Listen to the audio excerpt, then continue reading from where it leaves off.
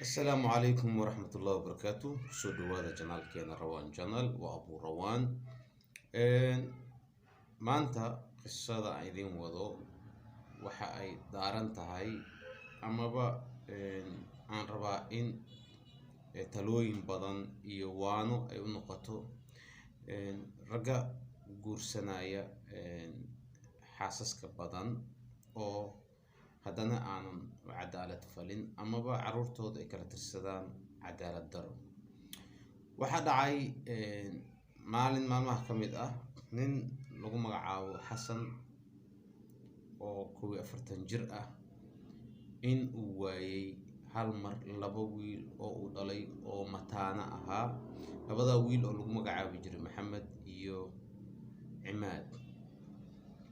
deriskii iyo dadkii xaafadda ayuu la dhex maray sheekadii. waxaa dhacday in la raadiyey, in xitaa ay gaartay in lasoo qaato mikrofoono si carruurtii loogu dhawaaqo oo loo raadiyo halka ay mareen iyo meesha ay joogaan.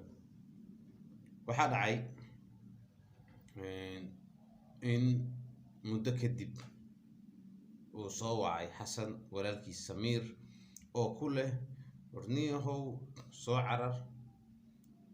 maxaa dhacay buu ku yiri. warniyo wuxuu yiri ilaah ha u naxariisto, waxaan helay labadaadii wiil oo mayd ah. markaasuu wuxuu ku yiri xagee ka heshay? markaasuu wuxuu ku yiri waxaan ka helay dhulka beerteyda. waxay noqotay sheeko markaas argagax leh. xasan wuu cararay, wuxuu tegay dhulkii walaalkiis, wuxuu ku arkay labadii carruurta ahayd. waxaa loo yeeray ambalaaskii. waxaa isla markiiba meesha yimid ayana sidoo kale askartii booliska oo sii wacay xasan walaalkiis. muddo yaroo kooban kadib waxaa isla markii nimankii ambalaaska la socday dhakhaatiirta ahaa ay caddeeyeen in carruurta ay dhinteen, balse carruurtan dilkooda ama dhimashadooda aysan ahayn dhimasho dabiici ah oo la dilay. askartu waxay su-aal ula leexdeen aabihii dhala carruurta ee xasan. waxay ku dhaheen warniyahow ma cid aad dirirsan tihiin ayaa jirta? sidoo kale ma cid dhaqaalo ama wax idin dhex maray business oo lacaga isku leedihiin waxbaa jira? wuxuu ku yiri wax problem ah oo aan qabo ma laha. ay cid aniga iyo ayada dembi ama dhibaato ina ka dhexeyso. waxaa dhacay in qisadii ay noqotay qiso la yaab leh. waxaa bilowday in askartii ay dirsadaan sirdoon oo lasoo ogaado ila wareedyo lasoo raadiyo iyo meel lagu arkay carruurtaas iyo qof lagu arkay. waxaa dhacay marka mid ka mid ah deriska ama deegaanka deganaa oo yiri labadan carruurta ah ee dhimatay waxaan arkay iyaga oo la socdo. waxaan ka iloobay xasan waxaa jirta xaas kale oo uu qabay oo weyneed oo ay u dhashay wiil weyn oo markaasi da'diisu tahay 17 jir. balse wuxuu guursaday naag labaad oo markaas u dhashay labada mataanaha ah. waxaa dhacday marka odaygu wuxuu yiri waxaan ku arkay labadan cunug oo uu la socdo walaalkood ka weyn xuseen. waxaan ku arkay isla dhulkan beertan adeerkood ayaan ku arkay iyaga oo sii agmaraya. xuseen wuxuu ka mid ahaa dhalinyaradii wax ka raadinayay carruurta oo markaas baadigoobka ugu jiray ehelkana la raadinayay. waxaa dhacay in xuseen maalinkii dhibta dhacday uu meesha joogay.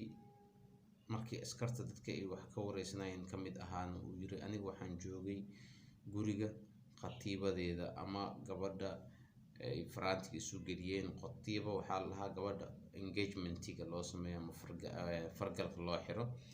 ayaan xaafadooda joogay iyadaas ayaan la joogay. Xitaa waxaa dhacday in markii khatiibadii la wareystay ay dhacday in ay xaqiijisay in uu la joogay.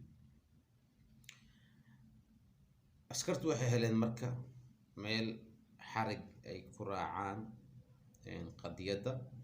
waxaa dhacday in lagu arkay qofka ugu dambeeyay carruurta la socda uu ahaa xuseen waxaa loo soo qaaday saldhigga booliska. markii barashar lagu saaray oo dhan walba laga soo mariyo waxaa waaye isaga oo si cara leh u qaylinayo oo ilintuna ka socoto wuxuu yidhi haa aniga ayaa sameeyey, sababtana waxaa leh aabbahay waxaa dhacdu yidhi in 11 sano muddo dhan oo aniga iyo hooyaday uusan naga warhaynin. aabbahay in uu hooyaday 11kaas sano qabo balse aysan u ahayn naag amaba guriga uusan u imaanin. aabbahay wuxuu u go'ay naagta cusub ee uu guursaday ee u dhashay carruurtan labada mataana ah. waxaana ka dareemay inuu aad u jecel yahay labadiisa cunug kale, anigana wax dan ah uusan iga lahayn. waxaan aad u dhibsaday buu yidhi. inta badan waxaa dhacda in aan tago guriga awowgay oo uu degan yahay aabbahay. waxaan mar walba arkaa in labada cunug ee la dhashay ee iga yaryar waxay u baahdaan iyo wax walbo ay rabaan ay haystaan. aabbahayna mar walbo oo wixii dhaqaale ah iyo wixii qarash ah iyaga uu gelinayo, anigana wax dan ah uusan iga lahayn. waxaa dhacay marka waa soo baxay buu yidhi. waxaan go'aansaday in aabbahay aan xanuujiyo xanuunkaas oo ah weliba mid weligiis igu xasuusan doono maadaama uu iska iloobay oo labadaa cunug isaga ku mashquulay. waxaan rabaa in maskaxdiisa ee aniga igu mashquusho oo aan dareensiiyo mar walbo inuu aniga xasuusto. waxaan go'aansaduu yidhi marka inaan ka takhaluso si aabbahay aan u ciqaabo labada wiil. waa soo baxay, waa wiilal walaalahe ee la dhashay. waxaa dhacdu yidhi in aan ku yidhi waa isla ciyaarayna. aan soo kaxeeyey. markaan soo kaxeeyeyna aan nimid beertan adeerkay. kadibna waxaa dhacday in meesha hawshii aan ku dhammaystiray oo meesha aan ku dilay. sababtaan u sameeyeyna waxaa waaye in aan ku dhibaateeyo aabbahay, aan ku kiciyo damiirkiisa. waxaa marka haddana la yaab leh markii maxkamadda la geeyey wiilkii waxay maxkamaddu ku xukuntay muddo 15 sano ah. maxaa yeelay dil toogasho laguma xukumi karaa la yidhi. waa nin aan weli gaarin da'dii qaanuuniga ahayd ama sanadkii lagu qaangaarayay. inkastoo 15 sano hadduu gaaro qofka uu qaangaaro, laakiin waxaa jira dalalka curfi ay leeyihiin oo ah qofkii 18 years ka yar inuu yahay teenager, qof yar. wax walba uu sameeyana waana haddana marxaladda ugu adag oo qofka wax walba uu ku sameeyo. waa abuurawaan oo idin leh janaalka subscribe inoo saara, like-tana naga hilmaamina. aadna u mahadsantihiin. والسلام عليكم ورحمة الله وبركاته.